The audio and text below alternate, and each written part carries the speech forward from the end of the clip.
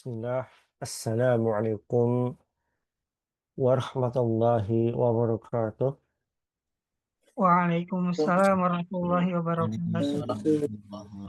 Alhamdulillahi ala ihsanih wa syukru lahu ala taufiqi wa amtinanih wa ashhadu an la ilaha illallah wahdahu la syarika lahu ta'ziman sya'nih wa ashhadu anna Muhammadan abduhu wa rasuluhu ad-da'i ila ridwanih. Allahumma salli ala Muhammad wa ala alihi wa ashabihi wa ikhwanih. Baik.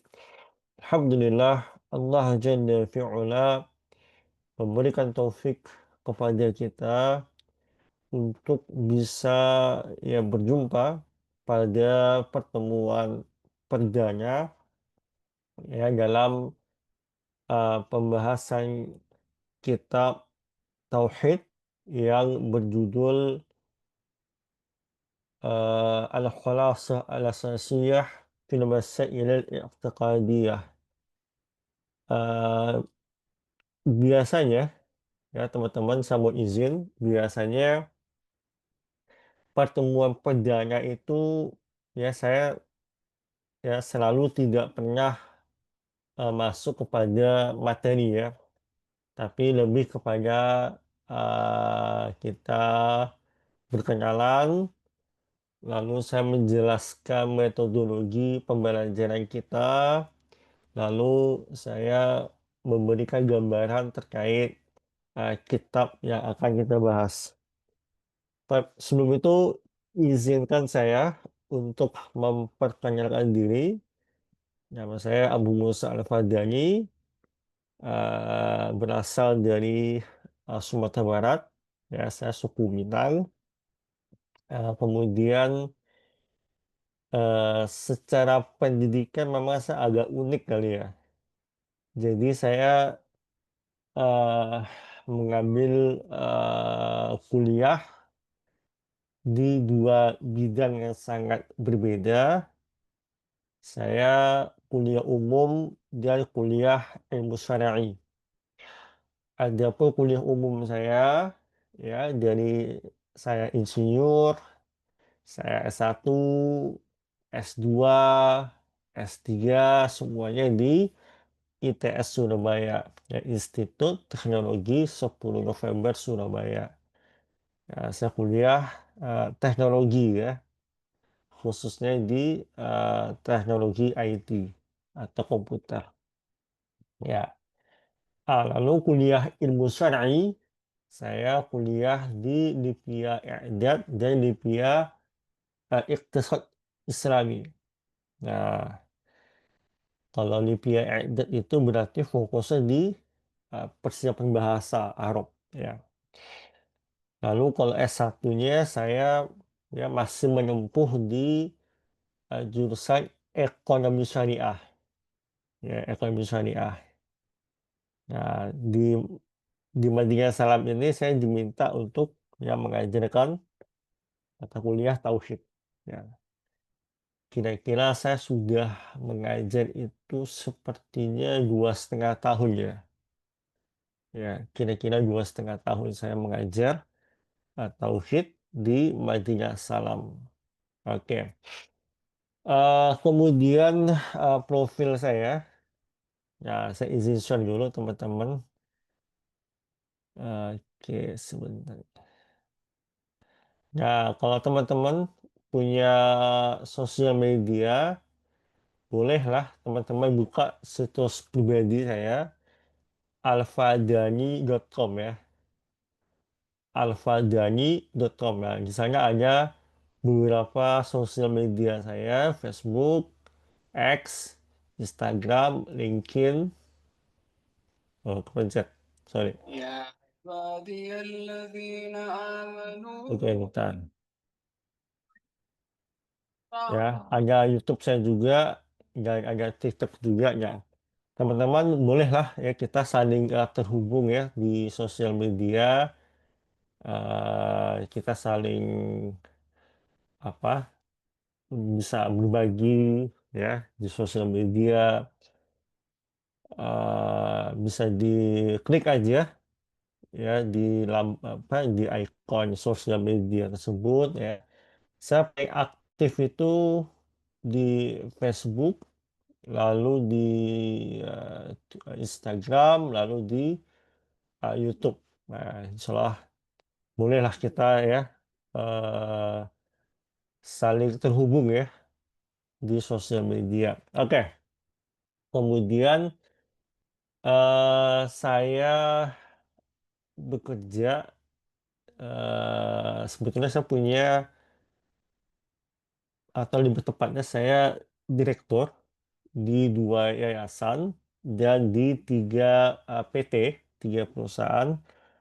Kalau yayasan ini ya, yang pertama Yayasan Sahabat Tauhid Al-Athari, yang kedua Yayasan Pendidikan Sahabat Tauhid. Nah, jadi saya atas taufik dari Allah Jalla fi'ala ya punya program dakwah berupa sekolah gratis. Nah, saya punya sekolah gratis ya dari jenjang TK, ya TK-nya gratis, SD-nya gratis. Dan itu lokasinya ada di Jakarta Selatan, ya Jakarta Selatan. Jadi para siswa itu tidak ada uang pangkal, tidak ada uang SPP, tidak ada uang buku ya, gitu. Saya punya beberapa karya tulis teman-teman, ya bisa buka di karyatulis.sahabattauhid.com. Ya, saya coba buka dulu ya. Karyatulis.sahabattauhid.com. Nah, saya insya Allah cukup aktif menulis dan tulisan-tulisan saya bagikan, halo cek cek ya, saya bagikan secara gratis. Ya, saya juga aktif menerjemahkan ya. Di antara yang saya terjemahkan adalah karya tulis dari guru kita, Profesor Dr. Syekh Abdul Razak bin Abdul Muhsin Al-Badr, Hafizullah Ta'ala. Nah, teman-teman bisa download karya tulis saya di website karyatulis.sahabattauhid.com. Ya, saya nulis tentang Al-Husorof, saya nulis tentang ya bersama dengan musik ke surga, lalu saya juga bahas tentang kesehatan, saya bahas tentang tata cara ruqyah, banyak lah ya, bisa di-download ya secara gratis. Oke. Kemudian saya juga punya tiga perusahaan di bidang energi terbarukan ya. Eh, jadi saya mengajar ini sebenarnya memang hobi ya, memang hobi gitu. Oke, eh saya ingin tahu dulu nih teman-teman, boleh saya berkenalan ya. Mungkin saya mulai dari Pak Khairul Mahdi. Assalamualaikum Pak Khairul.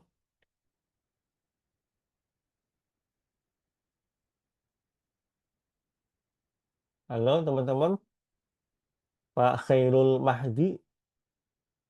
Oke, saya skip dulu ya. Pak Ardiansyah. Halo, Assalamualaikum Pak Ardiansyah.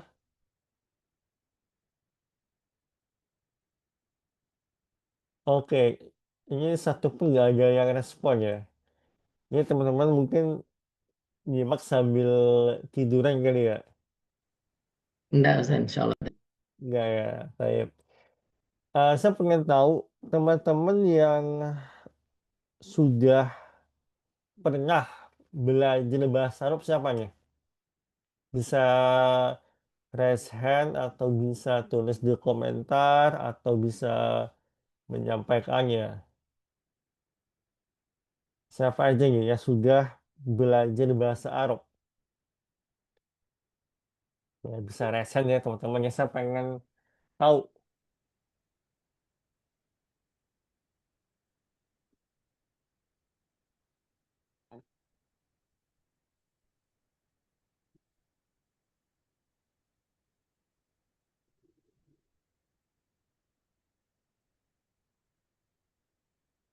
baru 8 orang ya.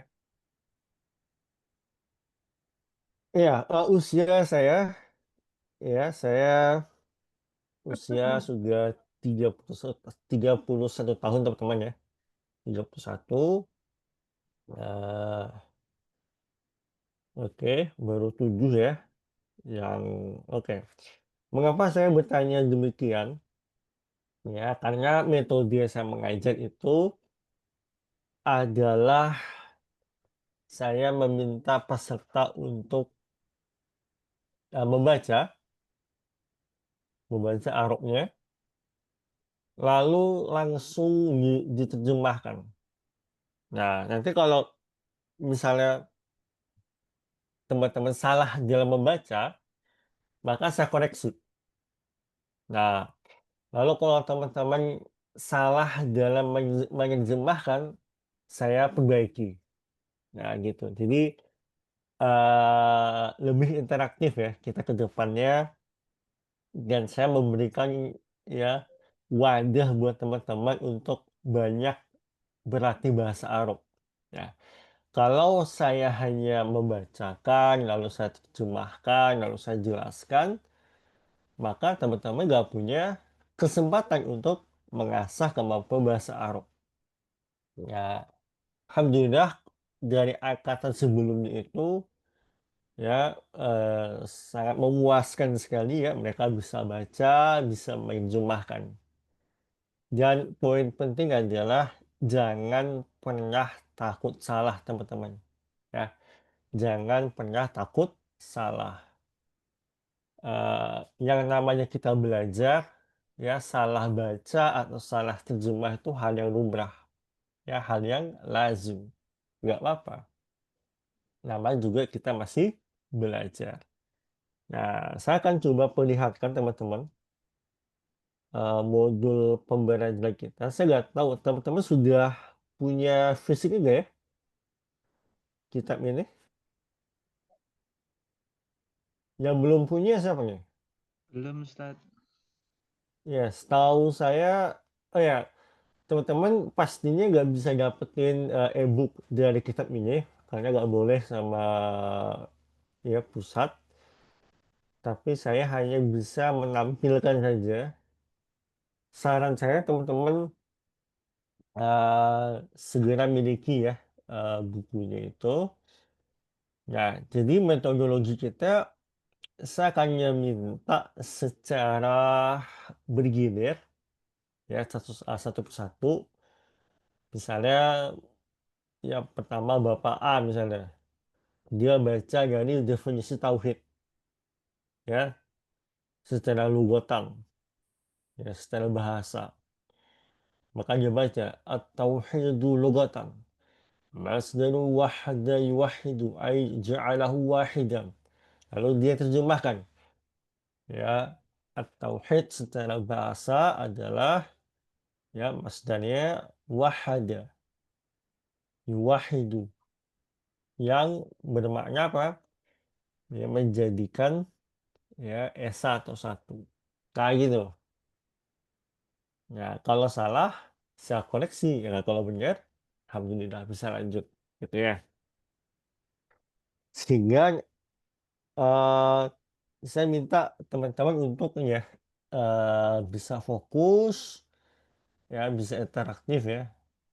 Kadangkala ya kita sudah panggil pesertanya sampai 3 kali tapi nggak respon. Nah, kadang sampai 3 orang, 4 orang nggak respon. Nah, ini berarti apa? Berarti yang bersangkutan dengan kuliah sambil tidur atau sambil nyuci atau sambil apa gitu ya.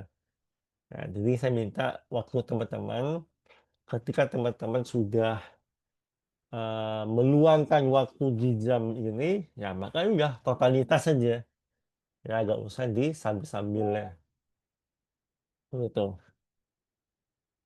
Oke, teman-teman, eh kitab yang kita bahas ini ya sebenarnya ini hanya membahas dua pokok pembahasan saja sebetulnya, yaitu ya rukun Islam dan rukun iman. Nah, jadi eh sebelum UTS ya, kita fokus membahas rukun Islam. Ya. Lalu setelah UTS kita bahas rukun iman.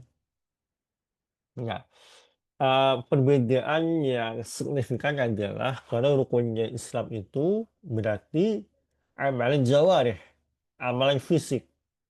Nah, kalau rukun iman berarti ya, amalan batin. Nah, itu gambaran umumnya. Itu gambaran umumnya. Oke, teman-teman. eh Kalau ada pertanyaan silahkan. Apapun boleh. Ya, bebas bertanya apa saja. Ya, ada yang mau diskusi sama saya silahkan bebas. Biasanya kalau kata sebelum itu pertanyaan mereka adalah kok bisa saya kuliah umum sama kuliah agama gitu ya. Nah, ini sambil kita nunggu pertanyaan yang masuk ya. Saya cerita dulu. Nah, jadi memang saya itu dulu waktu S1 ya. Saya dari SD sampai SMA gak pernah mondok teman-teman. Ya, saya sekolah negeri ya. SD saya swasta, SMP saya negeri, SMA saya negeri. Ya, lalu pas kuliah itu ya saya mulai fokus belajar bahasa Arab. Ya, jadi saya waktu itu di ITS itu ya, kalau pagi itu saya di pondok, nanti jam 9 saya kuliah. Nah, jadi saya dulu saya S1 sambil mondok di pesantren. Ya, alhamdulillah dari sana saya punya bekal bahasa Arab. Ya, bekal bahasa Arab. Kita di pesantren itu belajar banyak kitab ya, kitab tauhid ya, lalu tafsir, lalu usul fiqh, lalu akidah, lalu kitab membahas masalah manhaj, masalah fikih. Alhamdulillah. Kemudian ketika saya mau lulus S1 itu, ya saya ingin lanjut ke Madinah, ke UIM waktu itu. Cuma qadarullah sama ibu saya ya tidak diizinkan. Ya, tidak diizinkan saya kuliah ke Madinah. Ya qadarullah gitu ya. Akhirnya waktu itu saya mendaftar di Libya. Ya, I'dad. Ya, Libya ini kampus milik Kerajaan Arab Saudi. Ya, kalau nama aslinya adalah Imam Muhammad Ibn Saud. Nah, gitu ya. Imam Muhammad Ibn Saud. Lalu itu saya sambil kuliah S2. Kemudian saya kuliah S3, saya lanjut juga. Ini saya kuliah S3 di ITS, saya juga kuliah di Libya Jakarta. Ya, memang saya memiliki ketertarikan yang besar terhadap iqtisad Islami atau ekonomi syariah. Ya, karena pembahasan tersebut itu pembahasan yang khusus ya, memang harus dipelajari secara khusus. Ya, gitu. Saya sebelumnya juga pernah kuliah syariah di Libya di program An-Nu'at, ya kuliah jarak jauh. Tapi nggak selesai. Gitu. Ya, silakan kalau ada pertanyaan teman-teman.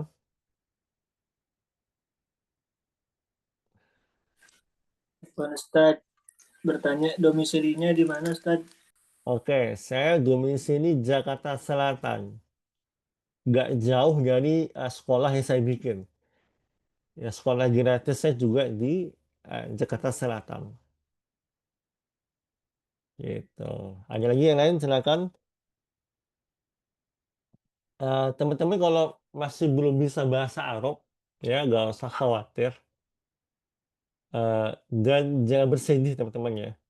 Saya dulu termasuk yang susah banget belajar bahasa Arab. Ya. Saya hitung-hitung guru saya bahasa Arab itu guru dalam artian orang yang saya datangin untuk belajar bahasa Arab ya. Kayaknya lebih 20 kayaknya. Ya, lebih 20 orang. Sampai akhirnya saya memahami ya ketika saya di Libya itu Syekh saya ya, Syekh Dr.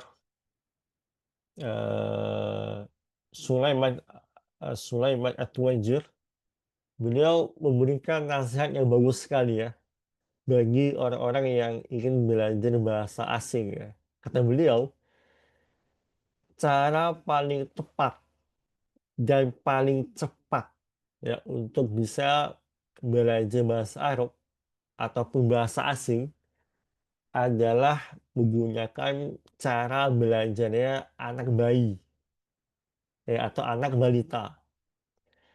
Nah, balita itu teman-teman, mereka usia 4 tahun, 5 tahun fasih bahasa Arab. Tapi mereka belajar nahwu sorof nggak, teman-teman? Saya tanya, anak balita di Saudi misalnya, atau Enggak, di Ustaz. Yaman, 4 tahun udah bisa bahasa Arab. Udah fasih insya Allah. Mereka ikut kursus nahwu sorof nggak? Enggak, Ustaz. Kok bisa fasih ya Tidak. mereka bahasa Arab ya? Ada yang tahu nggak analisanya? Karena sering berbicara, Ustaz. Belajar bicara. Benar. Jadi kata Syekh Sulaiman itu, kalau mau fasih bahasa Arab, dua aja kuncinya. Yang pertama, ya, sima'i, mendengarkan kayak mana orang itu bicara. Yang kedua adalah mempraktekkan. Itu. Dan ini rumus yang bisa dipakai semua bahasa. Makanya, dulu ketika saya hanya fokus nahwu sorof aja, gitu. Nahwu sorof balaghah, saya merasa kemampuan bahasa Arab saya nggak bisa diandalkan. Baru setelah saya masuk Olympia, yang mana itu dipaksa kita harus bicara bahasa Arab, saya juga ngajar pakai bahasa Arab, akhirnya baru kebentuk ya bahasa Arab saya. Nah, itulah alasannya kenapa saya akan meminta teman-teman membaca kitabnya, lalu saya minta juga menerjemahkan. Supaya apa? Supaya teman-teman punya kesempatan untuk mempraktekkan itu. Karena ilmu bahasa itu ilmu praktek. Ya. Percaya ya, teman-teman kalau hanya ngandalin nahwu sorof aja nih, materi gitu ya, tanpa teman-teman praktekkan, nggak bakal jadi. Percaya sama saya. Gitu. Nah ini teman-teman, apakah sudah sampai pada level berani bicara sama orang Arab nggak? Coba resen. Atau bisa kasih ini pengalaman. Ada nggak teman-teman yang sudah berani bicara sama orang Arab, misalnya pas umroh gitu atau pas haji? Ada yang pernah? Belum, Ustaz. Belum ya. Nah, kalau teman-teman sudah bisa memahami orang Arab bicara dan bisa merespon, itu udah bagus. Nah, itu aja udah standarnya. Tapi kalau teman-teman belum paham orang Arab bicara apa, bahkan nggak bisa merespon, maka teman-teman belajar bahasa 10 tahun itu sia-sia sebenarnya. Mohon maaf gitu ya. Ya, gitu. Oke, ada lagi pertanyaan? Silakan. Izin Ustaz bertanya. Ya, silakan Pak Hamzah. Assalamualaikum warahmatullahi wabarakatuh. Waalaikumsalam warahmatullahi wabarakatuh. Terkait tadi yang Ustadz katakan untuk belajar bahasa, baik bahasa Arab dan bahasa lainnya. Apa Ustadz, suaranya karena lagi flu. Kalau untuk kita yang udah usia, kebetulan saya udah 51 tahun Ustadz. Nah itu kita kan harus banyak interaksi, sementara lingkungan atau keluarga, nah itu tadi yang bikin kita belum bisa interaksi, sehingga ketika mungkin ketika ada kajian Syekh dengan bahasa Arab, sedikit banyak ketika mendengarkan kita paham, tapi kalau untuk menerjemahkan kalimatnya secara apa namanya benar itu ternyata setelah kita dengarkan dari penerjemah, oh salah gitu Ustaz. Tapi untuk mengucapkannya juga karena tidak terbiasa itu agak susah Ustaz. Nah, yang saya ingin tanyakan kiat-kiatnya atau sarannya untuk yang bukan kita berada di lingkungan pondok atau bukan ditambah lagi dengan usia. Nah, itu seperti apa Ustaz? Jazakallah khair wa barakallahu fiik. Masya Allah, barakallahu fikum. Pak Hamzah, Masya Allah ya, usia 51, tapi masih semangat ya. Ini harus kita contoh ya. Ya, karena usia 51 itu ya, itu udah masuk manula ya sebetulnya. Tapi Bapak masih punya semangat yang besar. Itu saya sangat apresiasi sekali ya. Nah, kalau kita masih tahap belajar gitu ya, saran saya untuk membiasakan Simai, Bapak bisa buka beberapa akun YouTube khusus anak-anak yang yang mempraktekkan bahasa Arab. Agar itu salah satu sebenarnya ya, sebenarnya akun YouTube itu untuk anak kecil sebenarnya. Coba saya buka dulu bentar ya. Itu bagus akunnya, namanya Learn with Zakaria. Bentar ya. Nah, teman-teman yang masih berusaha belajar bahasa Arab, khususnya berusaha mendengarkan gitu ya. Nah, saran saya teman-teman bisa buka akun-akun YouTube khusus anak kecil. Nah, kenapa? Karena bahasanya jelas, lalu juga pelanggannya. Saya coba share screen ya, teman-teman ya. Paham Ustaz. Bentar, saya share screen dulu. Bahkan kalau teman-teman punya anak juga bagus tuh. Dikasih YouTube ini. Bentar ya. Nah, ini. Learn with Zakaria. Muncul nggak teman-teman? Muncul nggak? Belum. Muncul Ustaz. Nah, ini insya Allah memang agak ngasih beberapa video, tapi nggak pakai musik ya. Kalau ngasih kan hukumnya boleh. Nah, ini bagus ini. Walaupun buat anak-anak, tapi buat teman-teman oke kok. Bagus ini. Nah, kalau teman-teman ini nggak paham, nggak bisa memahami, wah, berarti harus ya diulang-ulang gitu. Karena ini sudah sangat sederhana sekali. Kosakatanya sederhana, ngomongnya juga pelan banget gitu ya. Nah, kok kalau semisal sudah paham ini udah bagus. Nah, baru boleh ya melihat beberapa kajian Mas Fresh. Itu tips pertama. Tips kedua, teman-teman, ini juga saya lakukan dulu ya waktu saya masuk kuliah. Eh, Teman-teman coba beli buku terjemahan ya, sebuah kitab, misalnya Usul Salasah misalnya. Tapi gini, teman-teman coba terjemahkan dulu secara mandiri, kata kalimat per kalimat, jumlah per jumlah gitu. Nah, kemudian cek sama terjemahannya bener nggak? Gitu.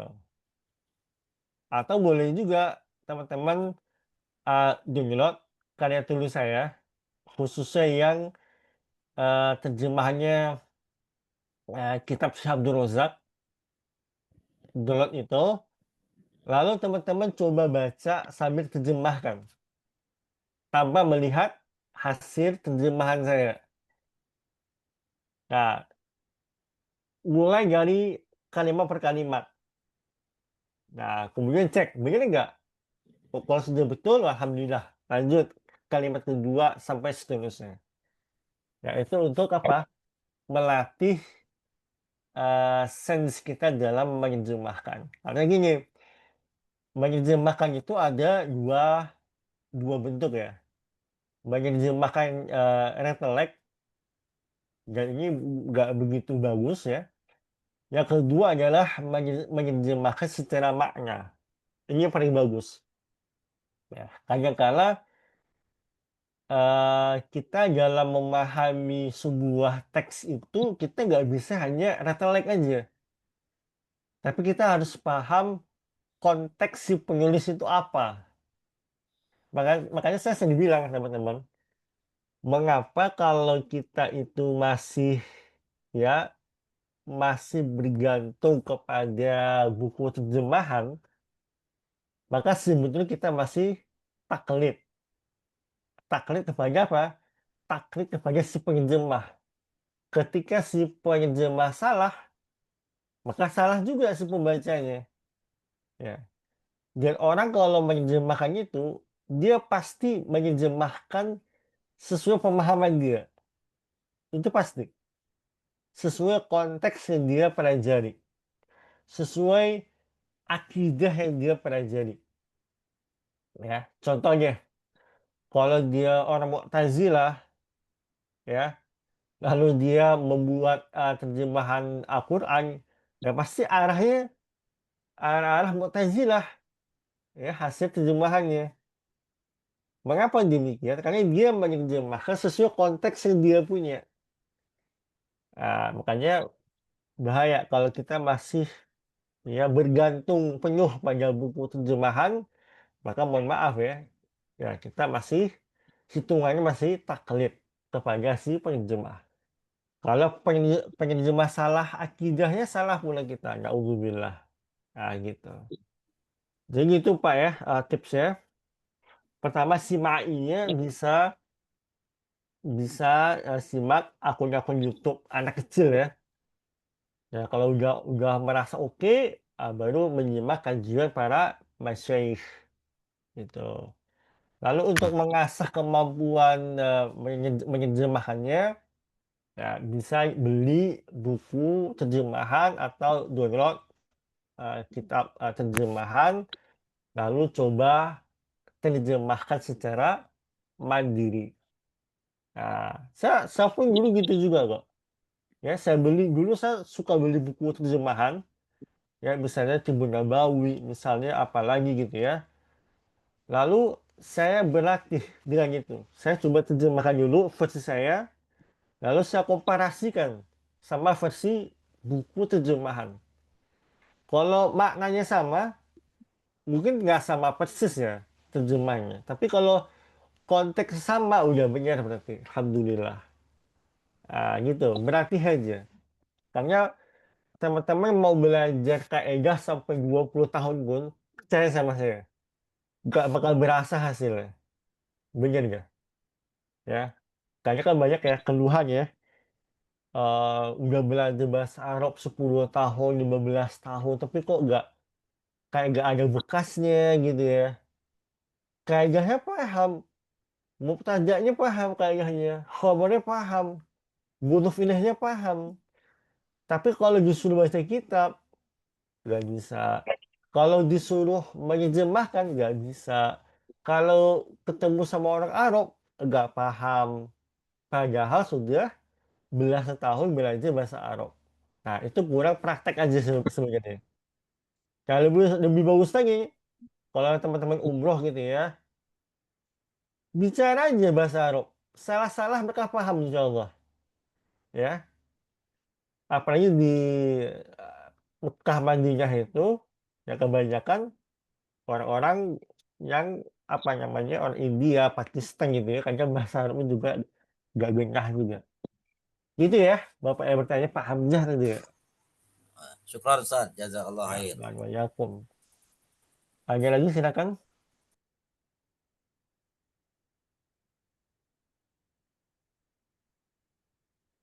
Ya, teman-teman jangan lupa ya kalau punya sosial media, bolehlah kita saling terhubung ya. Daftar sosial media saya ada di situs alfadani.com ini ya. alfadani.com. Nah, ada 1, 2, 3, 4, 5, 6, 7 sosial media saya bebas. Teman-teman mau follow yang mana aja boleh. Ya, supaya kita bisa saling terhubung gitu ya. Silakan. Jangan lupa teman-teman yang punya sosmed ya bisa ya kita saling terhubung ya di sosial media gitu. Oke, silakan ada lagi kalau ada pertanyaan, boleh tentang materi ya, boleh atau apapun boleh, silakan.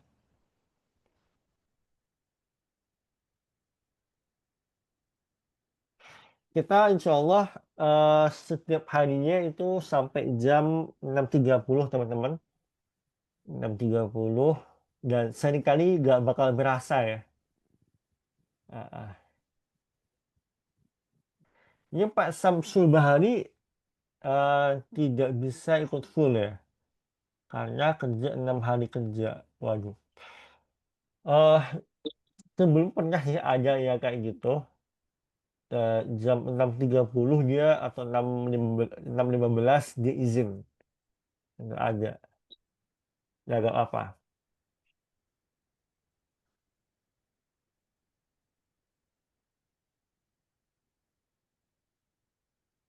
Apakah sudah jelas teman-teman?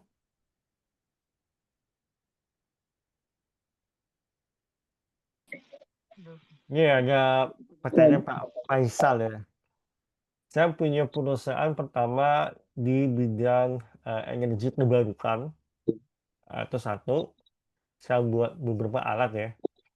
Yang kedua, saya punya perusahaan di bidang IT, lebih tepatnya di pendidikan IT ya. Saya mencetak ratusan developer. Kemudian saya juga punya perusahaan seperti platform e-commerce gitu ya. Ya, saya juga punya, mungkin teman-teman baru dengar kali ya. Saya membuat metode pengobatan, namanya brain hacking. Pernah dengar nggak teman-teman? Brain hacking. Belum Ustaz. Baru dengar ya. Nah, jadi saya buat metode pengobatan. Awalnya itu saya buat untuk mengobati jamaah-jamaah yang mengalami ejakulasi dini. Nah, itu Masya Allah.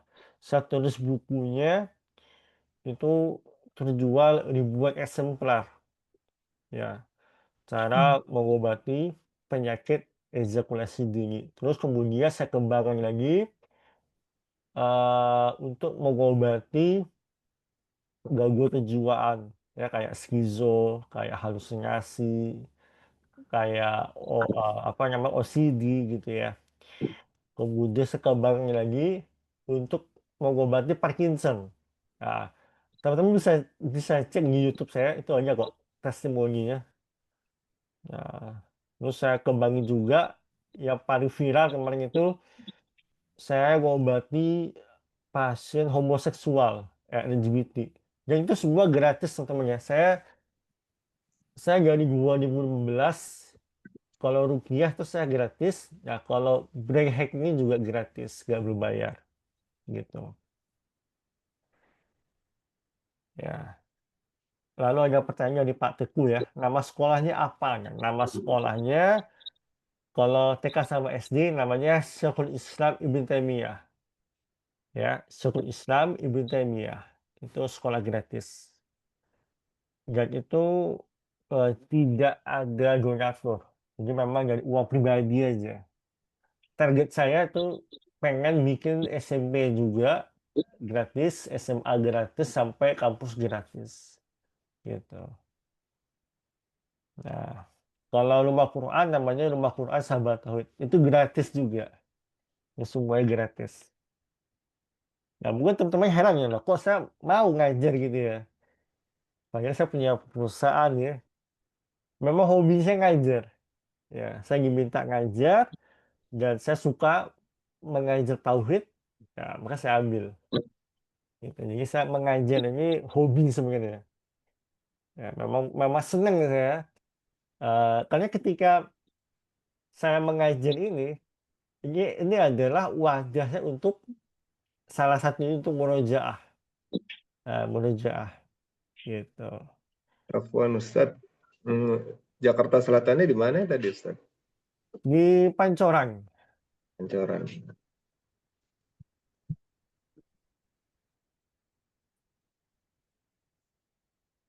Ya, Pak Hamzah betul ya, itu akun saya. Ya, ada centang birunya. Gitu. Ayo, ada sisa waktu sekitar 12 menit. Kalau gak ada, kita akhiri aja. Kalau masih ada, silakan pertanyaan. Ada aja, Ustaz, izin bertanya. Ya, silakan. Assalamualaikum warahmatullahi wabarakatuh. Waalaikumsalam warahmatullahi wabarakatuh. Izin bertanya, Ustaz, terkait produktivitas mungkin ya. Karena eh, selama 30 menit ini Anda mendengar Ustaz menyampaikan profilnya gitu ya. Di usia yang masih terbilang muda 31 tahun kalau tidak salah tadi ya, Anda mendengar ya Ustaz ya. Itu sudah lulus S3, terus juga belajar ilmu syar'i juga, terus memiliki eh, apa namanya sekolah gratis juga gitu ya. Itu oh, masya Allah banget gitu ya. Nah, itu bagaimana menjadi orang yang produktif gitu ya Ustaz ya. Di samping kita juga punya dunianya gitu ya, tadi perusahaan gitu.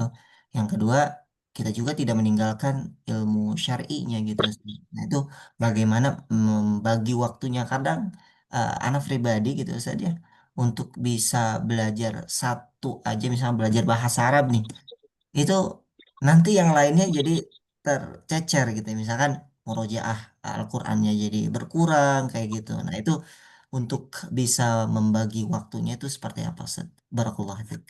Barakallahu fikum. Pertama, ini murni taufik dari Allah. Itu poin penting ya.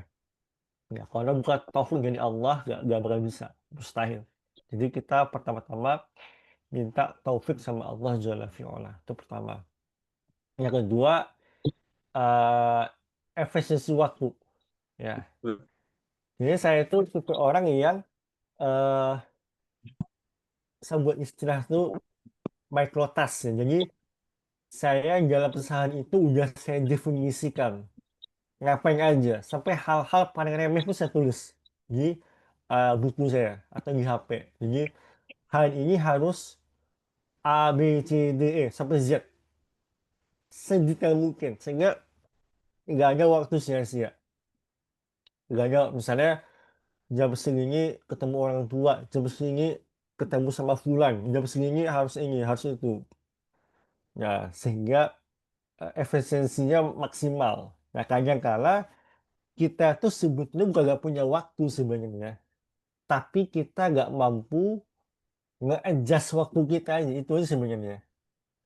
Jadi saran saya buat teman-teman meningkatkan produktivitas, nah, di pagi hari itu tulis tuh, hari ini apa aja yang harus selesai. Nah gitu. Misalnya hari ini harus selesai murojaah buku, harus selesai nambah hafalan, harus selesai nambah hadis, harus selesai pekerjaan, harus selesai ketemu sama fulan, harus selesai ini itu, nah semacamnya. Nah, kemudian yang kedua, ya, eh, saya tuh biasanya membagi ya waktu antara, jadi ada waktu khusus kerja, waktu khusus untuk ngurus sekolah gratis, waktu khusus bersama keluarga, sama waktu khusus belajar. Jadi udah pakem. Ya, misalnya kayak jam sekarang nih, jam 5.30 sampai jam 6.30 ini khusus saya ngajar. Nggak ada boleh ganggu saya. Ya, teman-teman juga harus gitu juga. Di jam itu pastinya nggak boleh ada yang mendistrak gitu. Nah, sehingga kita disiplin waktu. Nah, kemudian yang ketiga, ini juga sangat membantu sebenarnya, memperkecil waktu tidur. Saya itu biasanya sehari tidur 4 jam normalnya, 4 jam sehari. Ya, tapi tentu tidak semua orang bisa gitu ya. Jadi kalau teman-teman bisa menambah waktu jaganya sehingga bisa murojaah. Karena saya belajar itu malam hari biasanya. Saya nambah nambah ilmu ya, baca buku itu malam hari biasanya. Ya, nah, kadang-kala kalau lagi kredit gitu ya, misalnya di bulan itu saya ada ujian S3, ada ujian LIPIA juga. Nah, itu biasanya tidur 2 jam sehari. Tapi kalau agak santai 4 jam sehari kan istirahatnya. Nah, tapi juga kita harus memberikan hak-haknya pada masing-masing pihak. Misalnya keluarga kita punya hak gitu ya. Staf kita punya hak gitu dan seterusnya. Itu ya Pak ya, tips dan triknya. Oh, Nah, izin Ustaz. Ustaz. Sama satu lagi terakhir nih. Ini poin penting ya. Eh, saya tuh punya kaidah dari semasa saya S1 dulu. Eh, jangan pernah kita berpandangan dakwah itu butuh kita. Jangan pernah. Tapi program di otak kita yang butuh sama dakwah. Kenapa? Kalau kita dipakai oleh Allah Ta'ala dalam agama ini, ya, itu nikmat yang besar banget. Karena kalau kita tidak di atas ketaatan, kalau waktu kita nggak habis di atas ketaatan, ya, maka pasti waktu kita habis dalam maksiat. Itu rumusnya. Ini kaidah yang saya pegang jadi saya ya S1 dulu. Ya, pokoknya kalau kita tidak sibuk waktunya oleh dakwah, pastikan waktu kita sibuk untuk maksiat. Itu aja rumusnya. Minimal waktu kita habis untuk hal-hal yang mubah, gak ada faedahnya. Sayang sekali kita hidup di dunia bentar banget. Ya, kalau kita lihat Firaun, dari dia tenggelam di Laut Merah sampai hari ini tuh udah ribuan tahun. Itu udah ribuan tahun. Belum ntar dia Firaun ini ya berdiri di mahsyar ribuan tahun lagi. Gak sebanding sama waktu dia hidup. Paling dia hidup paling maksimal ya paling 100 tahun lah. Ya, sama kita juga. Ya, sayang sekali kita hidup di dunia ini hanya untuk dunia doang. Itu sayang banget. Nah, itu pola pikir yang harus kita tanamkan. Nah, kita harus menyibukkan diri kita di dakwah. Bukan karena dakwah butuh kita, enggak. Dakwah ini enggak ada kita pun, maka akan ada orang lain insya Allah. Karena Allah yang jaga agama ini. Nah, tapi kita sengaja menceburkan diri kita di dakwah ini, biar apa? Biar kita sibuk dalam hal ketaatan. Ya, apalagi buat teman-teman yang masih single ya. Eh, ingat ya, waktu kosong itu teman-teman, itu adalah apa racun ya, percaya sama saya. Ini khususnya para pemuda ya yang masih single ya, waktu kosong itu racun ya. Seringkali ya para pemuda yang waktu kosongnya banyak banget akhirnya bermaksiat kepada Allah Jalla fi'ala. Nah, itu kira-kira wallahu taala alam. Izin Ustaz terakhir. Ya, silakan Pak Emir. Jadi saya belajar dari buku-buku gitu Ustaz ya, bahwa less is more gitu Ustaz. Jadi kayak kita tuh jangan terlalu banyak eh, sesuatu yang kita tekunin supaya yang sedikit itu tuh eh, bisa bisa banyak gitu, bisa bisa jadi ahli, bisa jadi eh, apa namanya, bisa jadi jauh gitu Ustaz sampainya. Nah, ini kan Ana sekarang sendiri juga ada belajar bahasa Arab iya, bahasa Inggris iya, bahasa dunia lain juga iya, ngaji juga iya gitu Ustaz. Apakah sebenarnya teori ini tuh relate untuk kita Ustaz? Tapi di sisi lain, Ana tuh juga pingin mempelajari semua itu gitu Ustaz. Mohon Oke, izin Ustaz. bagus pertanyaannya. Gini, itu betul banget ya. Kita harus punya hal-hal yang spesifik kita gitu. Spesifik ini nggak mesti satu ya. Ada orang yang dia memang jago di 2 hal ya. Ya sesuai sesuai kemudahan yang Allah kasih gitu ya. Tapi poinnya adalah itu benar banget. Kita boleh tahu banyak hal, gak ada salah. Kita boleh belajar banyak hal karena kita pengen tahu ya. Kita curious banget. Nah, tapi ingat Jadi sekian banyak hal itu kita saja yang kita pro banget misalnya, yang kita jago banget gitu. Ya, misal saya, walaupun saya tahu beberapa hal, tapi saya merasa saya jago banget di IT misalnya, gitu. Dan itu benar kok. Cuman jangan juga menghalangi kita untuk belajar hal baru. Ya, kan gini teman-teman. Semakin kita belajar hal baru, itu otak kita makin berkembang. Itu rahasianya. Ya, ya. Antar sel itu saling terhubung kan. Ya, antar saraf itu saling terhubung. Makin kita belajar, makin kita nambah pengetahuan, otak kita makin bertambah. Dia makin panjang usia otaknya. Dan orang-orang yang udah tua itu, ketika mereka udah nggak bisa kerja dan juga hanya diem aja, maka terjadi penyusutan kemampuan otak. Nah, jadi nggak apa-apa belajar banyak hal yang memang kita pengen tahu ya, tapi usahakan ada hal-hal yang kita memang expert di sana, yang menjadi apa ya, branding kita gitu loh. Nah, gitu ya, Pak Sampran gitu. Dapat aja. Nah, Ustaz, Pak. Ya, kalau tips dari saya, ya, pelajarilah hal-hal yang bikin teman-teman penasaran, yang pengen tahu gitu. Karena kalau teman-teman itu belajar suatu ilmu karena pengen tahu, penasaran banget, itu jadi insya Allah ilmunya. Ya, jadi insya Allah. Ah, ah. Tapi kalau teman-teman belajar karena FOMO ya, karena orang lagi belajar itu, ya udah kita belajar juga lah. Susah itu. Ya, oke. Terima kasih teman-teman. Sudah 6.30. Insya Allah mulai Sabtu depan kita langsung gaspol ya materi kita. Insya Allah Ta'ala.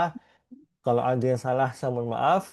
Kita akhiri dengan doa kafaratul majelis. Subhanakallahumma wa bihamdika asyhadu Subhanakallahumma wa an la bihamdika asyhadu ilaha an la illa ilaha anta illa anta astaghfiruka astaghfiruka wa atubu wa ilaik. atubu ilaik. Assalamualaikum warahmatullahi wabarakatuh. Waalaikumsalam warahmatullahi wabarakatuh. Jazakumullahu wabarakatuh. khairan. Ustaz. Jazakumullah khairan.